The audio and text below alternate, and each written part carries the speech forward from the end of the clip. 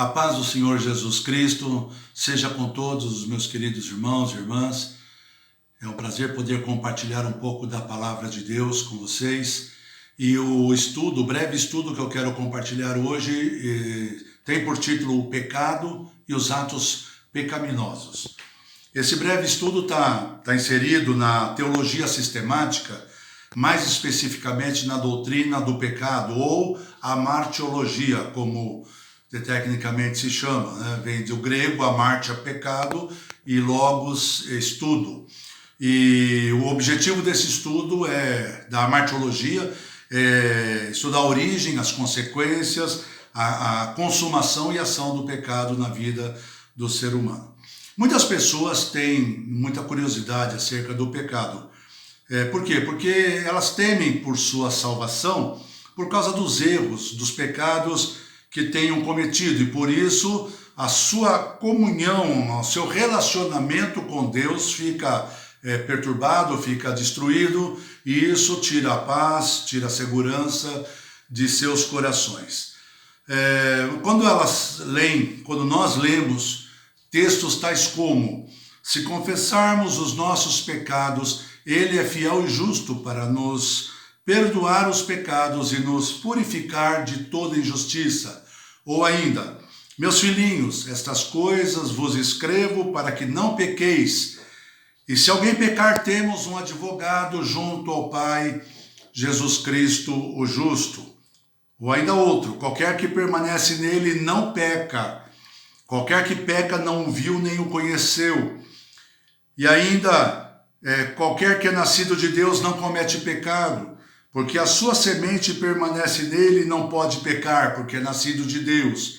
E ainda mais um, lá em Hebreus 10, 26 e 27, porque se pecarmos voluntariamente, depois de termos recebido o conhecimento da verdade, não resta mais sacrifícios pelo pecado, mas uma expectação horrível de juízo, ardor de fogo, que há de devorar os adversários. Então, muitas vezes, ao ler um que diz que nós, se pecarmos, vamos poder ter o perdão, outro que diz que nós, se somos nascidos de novo, não pecamos, ou se pecarmos conscientemente, não resta mais expiação pelo pecado. Isso muitas vezes causa confusão, causa dúvida nos corações, e muitas vezes o medo de perder a salvação vem no coração das pessoas.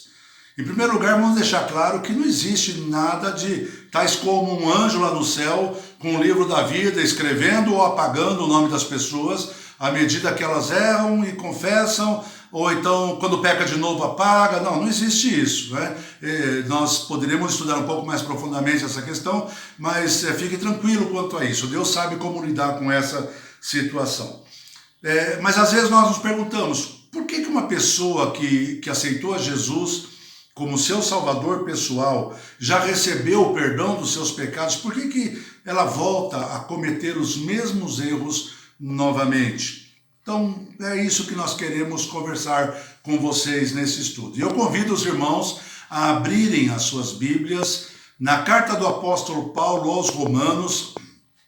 Começaremos a leitura no capítulo 6, versículo 6, mas vamos ver vários outros textos, principal agora no começo, capítulo 6 e 7, mas depois também vamos ver algumas outras expressões de outras partes, tá bom? Então, capítulo 6, versículo 6 de Romanos diz assim: sabendo isso, que o nosso velho homem foi com ele crucificado, para que o corpo do pecado seja desfeito, para que não sirvamos mais ao pecado.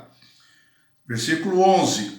Até o 14 agora. Assim também vós considerai-vos certamente mortos para o pecado, mas vivos para Deus em Cristo Jesus, o nosso Senhor. Não reine, portanto, o pecado em vosso corpo mortal, para lhe obedecer-lhes em suas concupiscências. Nem tampouco apresenteis os vossos membros ao pecado por instrumento de iniquidade, mas apresentai-vos a Deus como vivos dentre os mortos, e os vossos membros a Deus como instrumentos de justiça. Porque o pecado não terá domínio sobre vós, pois não estáis debaixo da lei, mas debaixo da graça. Capítulo 6, versículo 16, agora diz assim: não sabeis vós que a quem vos apresentardes por servos para lhe obedecer, sois servos daquele a quem obedeceis, ou do pecado para a morte, ou da obediência para a justiça? Capítulo 7 agora, queridos, versículo 8. Mas o pecado, tomando ocasião pelo mandamento, operou em mim toda a concupiscência, porquanto sem a lei estava morto o pecado.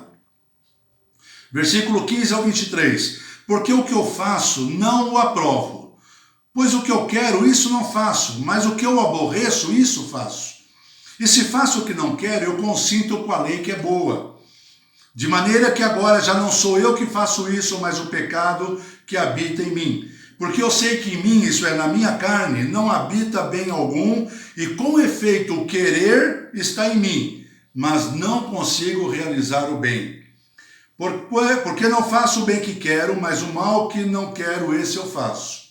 Ora, se eu faço o que não quero, já o não faço eu, mas o pecado que habita em mim. Acho então esta lei em mim, que quando quero fazer o bem, o mal está comigo, porque, segundo o homem interior, eu tenho prazer na lei de Deus, mas vejo nos meus membros outra lei que batalha contra a lei do meu entendimento e me prende debaixo da lei do pecado que está nos meus membros. Então vamos, desses versículos, extrair compreensão para esse tema, pecado e atos pecaminosos. Há uma curiosidade, querido, que eu quero destacar para vocês, quando estudamos a carta de Paulo aos Romanos. Quando estudamos os 8 primeiros capítulos, nós podemos perceber que há uma divisão em duas partes, do capítulo 1, versículo 1 até o capítulo 5, versículo 11, e depois do capítulo 5, versículo 12 até o capítulo 8, versículo 39, que é a segunda parte. Na primeira parte, o que está em destaque é a palavra pecados, no plural.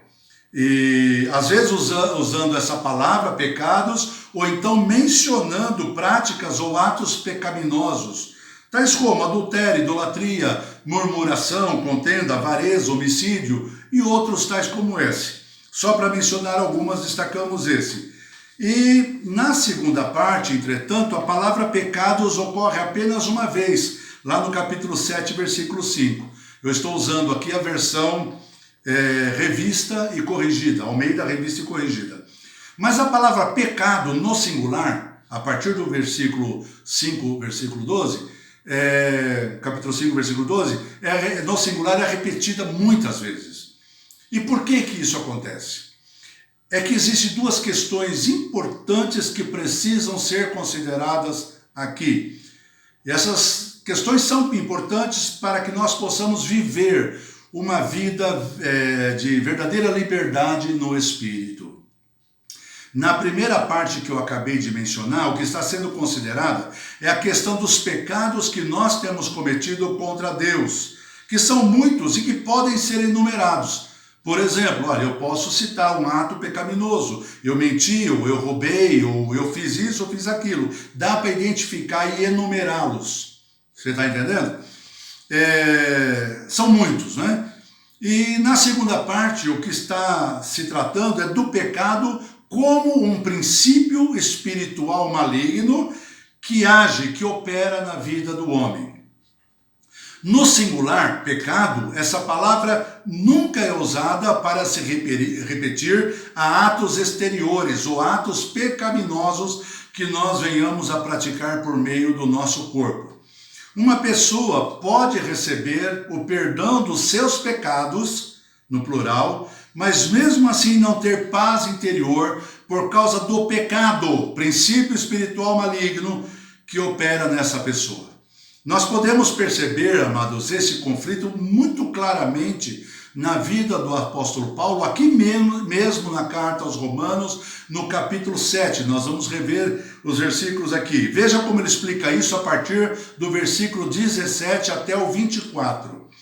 De maneira que agora já não sou eu que faço isso, mas o pecado que habita em mim. Note que ele está usando a palavra pecado no singular. Porque eu sei que em mim, na minha carne, não habita bem algum. E com efeito, o querer está em mim, mas não consigo realizar o bem.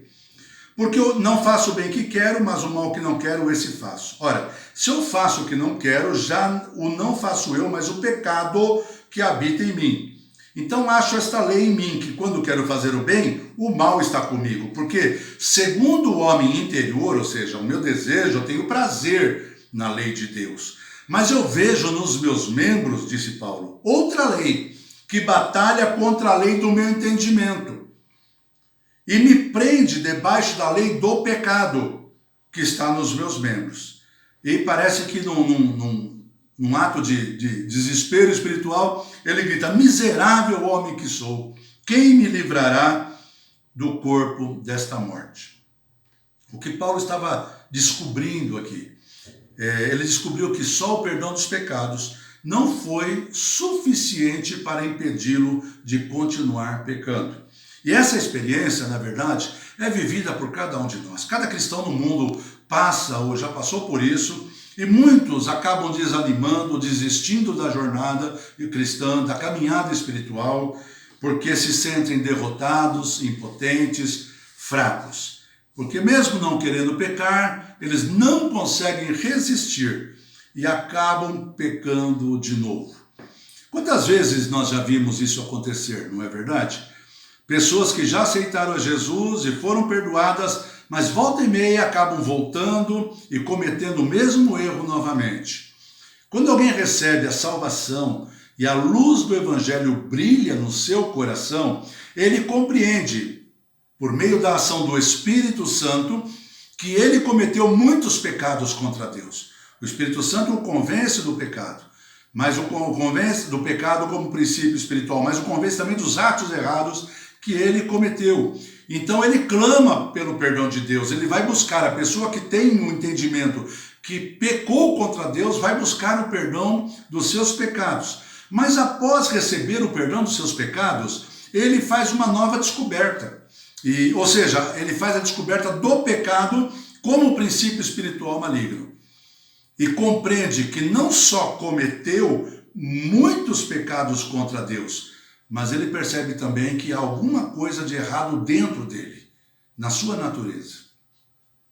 Ele descobre então que ele tem a natureza de um pecador e percebe dentro de si uma inclinação para o pecado, uma espécie de poder que opera dentro dele que o leva a praticar atos pecaminosos. E quando esse poder está solta dentro dele, ele comete muitos pecados. Ele pode procurar e receber perdão, mas volta de novo a cometê-los, né? E é o que Paulo disse aqui no capítulo 7, o que nós lemos. Mas vejo nos meus membros outra lei que batalha contra a lei do meu entendimento e me prende debaixo da lei do pecado que está nos meus ombros. E assim a vida dessa pessoa vai num círculo vicioso, de pecar, se arrepender, depois pecar novamente e assim sucessivamente. E isso faz com que, como eu já disse, ela perca a sua paz e a sua comunhão com Deus. Então a pergunta que eu faço é, o que eu preciso para me livrar dos pecados que eu cometi? A resposta parece simples e provavelmente todos nós a saibamos. Eu preciso ser perdoado, eu preciso do perdão dos meus pecados. A Bíblia nos ensina que para isso Deus enviou Jesus para que, morrendo na cruz, nossos pecados fossem perdoados. Agora uma outra pergunta, e o que eu posso fazer para não mais viver debaixo do princípio espiritual do pecado, do poder do pecado? E aí a resposta é, eu preciso de libertação.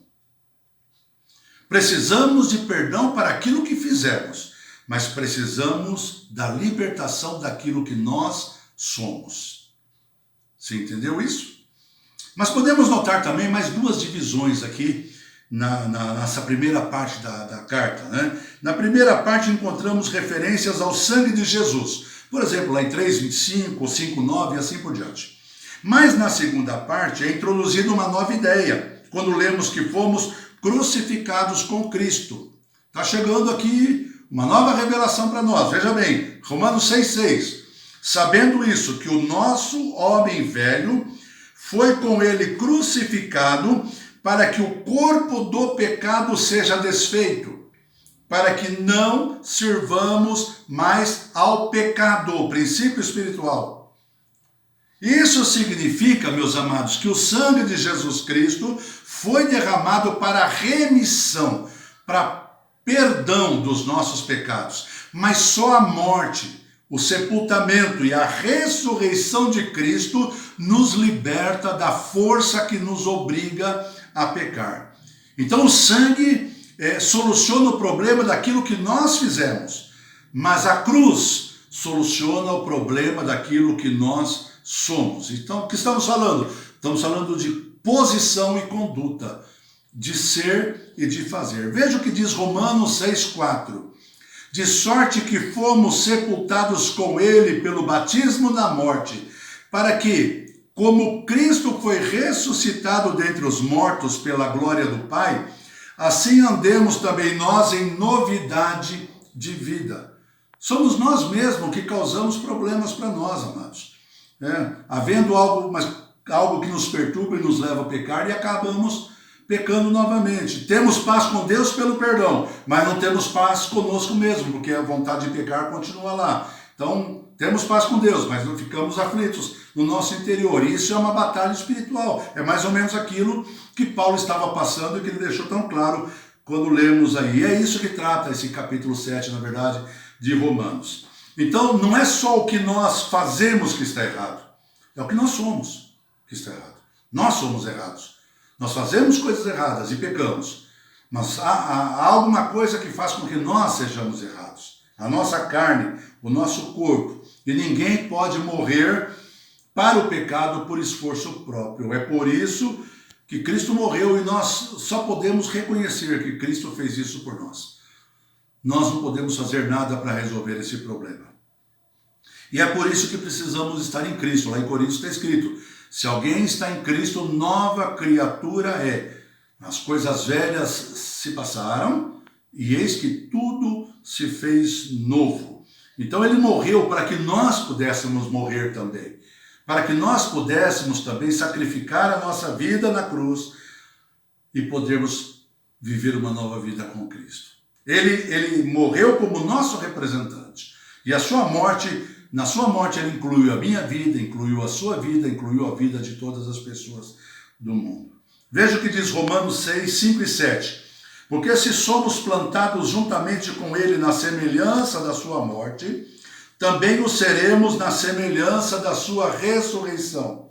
Sabendo isso, que o nosso velho homem foi com ele crucificado, para que o corpo do pecado seja desfeito, para que não sirvamos mais ao pecado.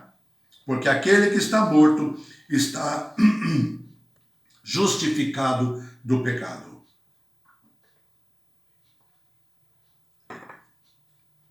E é por isso, amados, que somente a conversão, isso é a mudança de atitude, a mudança de direção na vida, parar de fazer aquilo que fazemos, o que fazíamos, e começar a fazer coisas novas, não é suficiente. É necessário uma coisa chamada regeneração, ou então novo nascimento. A regeneração, a doutrina da regeneração, está também dentro da doutrina da salvação. Quando nós estudamos sobre salvação, nós aprendemos que para sermos realmente salvos, nós precisamos do perdão, precisamos da conversão, precisamos do arrependimento, mas precisamos também do novo nascimento. E nem todas as pessoas que aceitaram a Jesus nasceram de novo. Nem todas as pessoas que aceitaram Jesus estão em comunhão íntima com Deus. Muitas delas vivem esse dilema de crerem na verdade, quererem fazer a coisa certa, mas não conseguirem evitar de praticar o pecado. Amados, eu gostaria muito de orientar vocês que meditem com mais tempo nos capítulos 5 a 8 de Romanos, são 4 capítulos apenas, mas leia, repense dentro dessa perspectiva daquilo que nós lemos. E vamos compreender uma coisa, amados. Eu estou encerrando agora, mas vamos compreender uma coisa, que mesmo nós tendo nascido de novo, o velho homem não morreu. Por isso que todos os dias nós temos que crucificá-lo. Jesus disse que nós temos que tomar a nossa cruz diariamente. O que significa isso? É que ir lá para a cruz novamente. Então, por quê? Porque o velho homem, ele continua, o meu temperamento, as minhas ideias, as minhas coisas que estão dentro de mim, às vezes podem me levar a cometer algum pecado. Então é aqui que se aplica aqueles primeiros versículos que eu disse no início. Se confessarmos os nossos pecados, Ele é fiel e justo para nos perdoar os pecados. Né? Se pecarmos, temos um advogado diante de Deus, Jesus Cristo justo. Então aqui se aplica, que são aqueles pecados que às vezes surgem em decorrência da vida que levamos, e às vezes no momento de nervoso, de tristeza ou de raiva nós cometemos algum erro. Né? E aquele outro versículo que diz que não resta mais expiação para os que se pegam conscientemente. É quando a pessoa acaba abrindo mão da nova vida com Cristo e retorna. Ele diz, olha, eu quero voltar a viver o que eu vivia antes. Eu quero voltar a ser aquilo que eu era antes. Aí essa pessoa se coloca de novo sob o jugo do pecado. Lembra quando eu li aqui que nós servimos a quem nós obedecemos? Se obedecemos ao pecado, nós servimos ao pecado. Se obedecemos a Jesus, a palavra de Deus, nós servimos a Jesus, servimos a Deus. Então, vamos procurar nos identificarmos com Cristo na cruz do Calvário. Se você cometeu algum pecado, vai lá aos pés de Cristo, se arrependa, mude de atitude, peça perdão, comece a viver uma nova vida com Cristo. Se você ainda não entregou seu coração a Jesus, faça isso agora.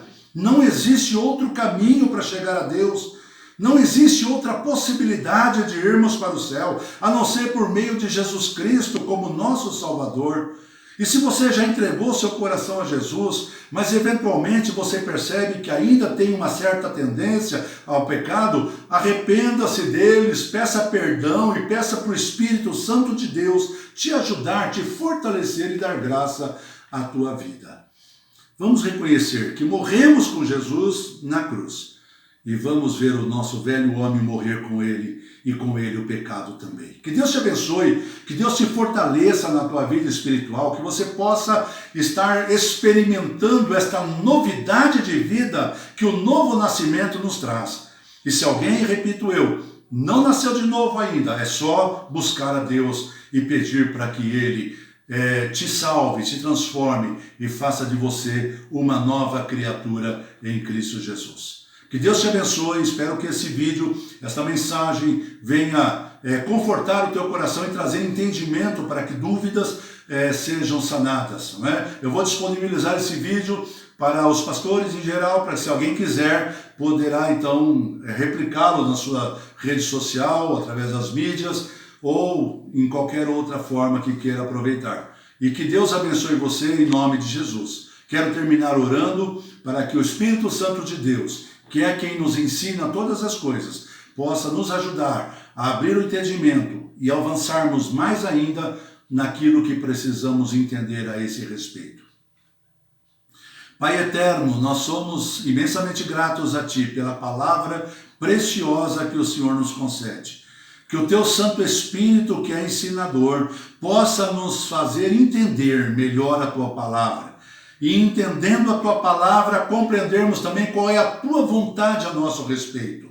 Que possamos viver aquilo que o Senhor planejou para nós. Não uma vida de angústia, de sofrimento, de medo, Deus, tendo medo do inferno, tendo medo da morte, mas sabendo que a morte de Cristo na cruz veio nos trazer não só o perdão, mas também, quando nós também morremos com Cristo ali, também nos trouxe vida eterna, porque nós nascemos de novo e o pecado não tem mais domínio sobre nós. Andamos agora debaixo do Espírito, debaixo da lei do Espírito, e o pecado não tem mais poder, por isso não haverá mais acusação diante de nós. Assim aprendemos na sua palavra, nenhuma acusação há para os que andam segundo o Espírito e não segundo a carne. Ó Deus, ajuda todos aqueles que vierem a assistir esse vídeo, que seja uma palavra edificante para os seus corações, e que seus lares, suas famílias e a sua igreja sejam edificados em nome de Jesus. Obrigado por tudo, nós agradecemos através do nome santo do nosso Salvador. Amém, Jesus. Deus te abençoe, obrigado pela sua atenção, que esta palavra possa realmente fazer a diferença na sua vida. Até uma outra oportunidade que Deus haverá de preparar para nós. Paz ao Senhor. Amém, Jesus.